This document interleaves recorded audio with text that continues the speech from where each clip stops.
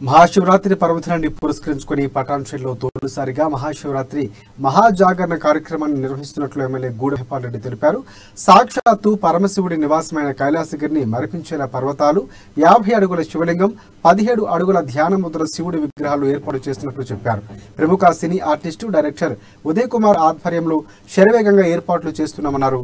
వేద బ్రాహ్మణులచే మహాన్యాస అభిషేకం, పల్లకి ఊరేగింపు, పార్వతీ పరమేశ్వరుల కళ్యాణం, అర్ధరాత్రి 12 గంటలకు లింగోద్భవ కార్యక్రమాలు నిర్వహిస్తున్నట్లు ఆయన పేర్కొన్నారు.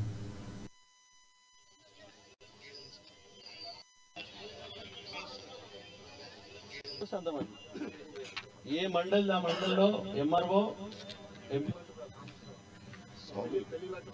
ఇన్ఫర్మేషన్ ఉంటుంది. ఎండిఓ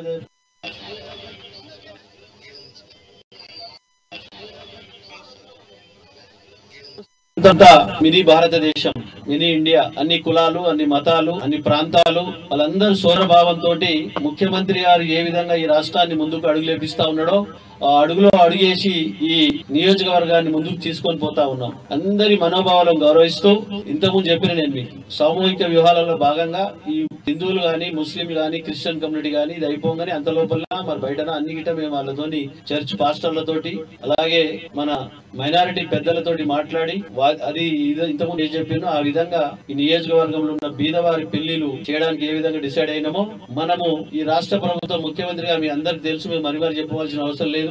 అన్ని ప్రాంతాలను, అన్ని కులాలను అందరినీ గౌరవించే రీతిలో ముందుకు పోతా ఉన్నది. అన్ని పండుగలను సమానంగా తీసుకొని పోతా ఉన్నది రాష్ట్ర ముఖ్యమంత్రి గారు. రంజాన్ పండుగ గాని, బతుక పండుగ గాని, క్రిస్మస్ పండుగ గాని, బీదవారు బట్టలు తెచ్చుకోలేని స్తోమత ఉన్న